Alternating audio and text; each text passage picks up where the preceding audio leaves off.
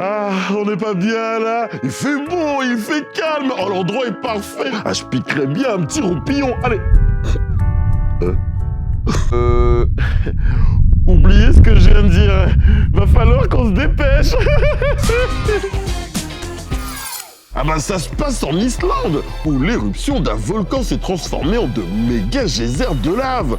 Tous les habitants de la vallée de Fragadal, comme c'est écrit, ont pu assister à ce spectacle impressionnant. La force de l'éruption est tellement grande qu'elle est visible à plus de 40 km de là, depuis Reykjavik, la capitale islandaise, ce qui provoque pas mal de fumée aux alentours. Ah bah ici en Belgique, on est reconnu pour nos frites et notre chocolat. Eux, c'est plus les éruptions volcaniques. Hein. Ah non, c'est clairement pas le même délire. En tout cas, eux, ils arrivent comme le cri d'un cœur en éruption. Ce sont nos 3 mots du jour.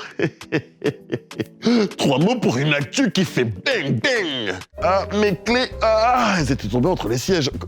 Quoi, ça a toujours pas commencé? Ah bah mes petits poulets, on dirait que je suis venu un peu trop tôt au cinéma. Eh oui mon petit poulet, ce mardi matin, le Codeco, bah oui, le comité de concertation s'est réuni pour annoncer de nouvelles mesures d'assouplissement. Alors oui, ils ont bien parlé de cinéma, mais on va pas se faire de film, hein, c'est pas pour tout de suite. En tout cas, David va t'expliquer. David, c'est à toi. Eh bien oui, Prési, moment important, j'ai donc mis un costume car dès le 9 juin, des assouplissements sont prévus. Ça veut dire, par exemple, que tu pourras retourner au cinéma. Les salles pourront accueillir jusqu'à 200 personnes au maximum. C'est la même chose pour les salles de spectacle. Il y aura également un chiffre de 400 personnes qu'il faut retenir puisque les spectacles pourront avoir lieu en extérieur avec 400 personnes et ce chiffre pourrait grimper tout au cours de l'été. Et puis, à partir du 9 juin, vous allez pouvoir retourner au restaurant à l'intérieur, 4 personnes maximum autour de la table. 4, c'est également le nombre d'invités que vous allez pouvoir recevoir chez vous. Ah bah tout ça, mon petit poulet, fait partie d'un des plans de base. Mais à condition que 2 indicateurs restent OK. Bah oui, hein, le nombre de patients en soins intensifs et le nombre de personnes vaccinées. Si les indicateurs sont bons, ça veut dire feu vert pour les ouvertures prévues. Roulez. En revanche, si les indicateurs sont pas bons, ça va peut-être encore rester rouge pour certains secteurs. En tout cas, on espère que tout va rouler. Codeco était l'un des mots du jour. Alors même petit poulet, je sais pas si je suis en train de bien comprendre le concept de foire, mais à distance. Ah bah parce que là, je suis en train de parler de la foire du livre de Bruxelles qui se déroule jusqu'au 16 mai. Ouais, pas dans un grand espace. Oh, pas comme chaque année. Oh, une foire. Mais on peut quand même rencontrer des gens, même si c'est à distance. Comment c'est possible? Rose, par exemple, a 11 ans. Elle est blogueuse livre et a pu rencontrer Marie Colo dans cette librairie de Namur.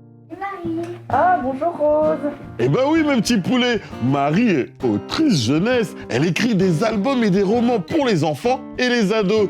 Et ce métier, on peut dire que ça intrigue Rose, hein. J'ai demandé à Marie comment est-ce qu'on écrit un livre.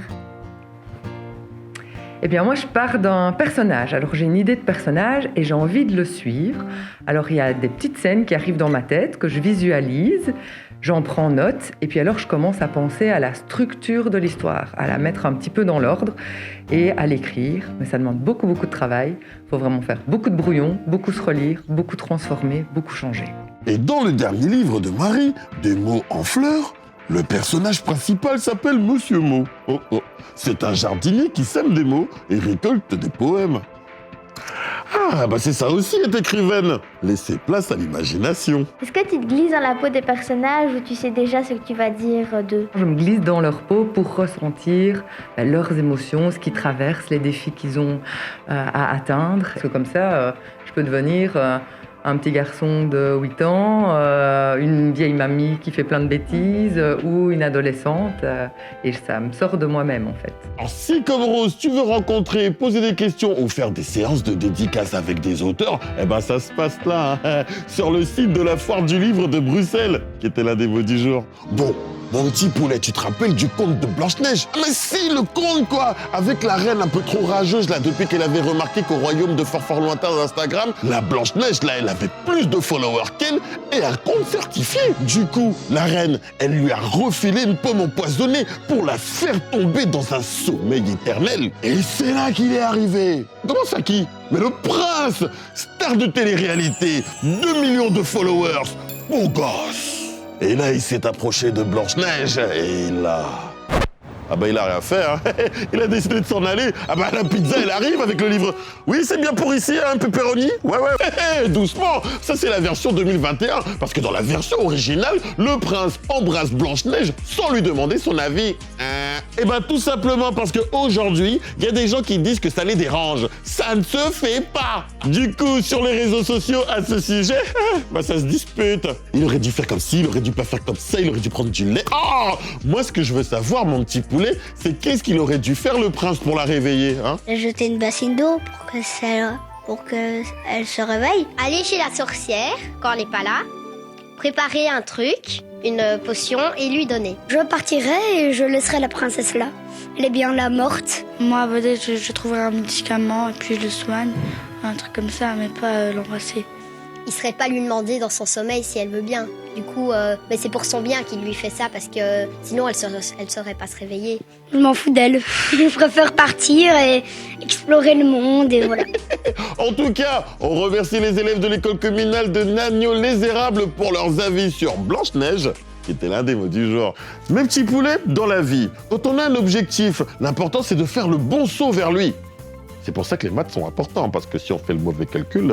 Ah mais on voit bien que le verre il est placé à 4 cm. Aïe hein. Ah non, c'était peut-être à 5. Oups. Alors même petit poulet, du côté de la météo, il y aura du soleil. Ouais mais bon, du coup, vu que la pluie ne veut pas lâcher l'affaire, on n'est pas sûr d'affirmer qu'elle va pas venir casser l'ambiance. Du coup, on va faire comme Stéphane, notre star de la météo du jour. On oublie le parapluie, mais on garde quand même une veste à capuche, à portée de main. Ouais.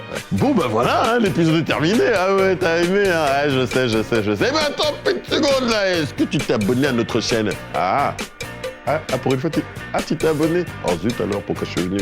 Ah bah, pour faire la papote avec toi. Sinon ça va, t'apprécies bien tout ce qui se passe? Tu t'es vraiment abonné avec la cloche qui a fait tingling. Ah bah, ok, bon. Qu'est-ce que je peux te demander d'autre? Ça va, la famille? Tout va bien? Ouais? C'est cool? Bon bah, je te laisse, continue. Mais tu t'es vraiment abonné, c'est vraiment... Ouais? Ok, bah ça va, j'ai rien dit. Ok.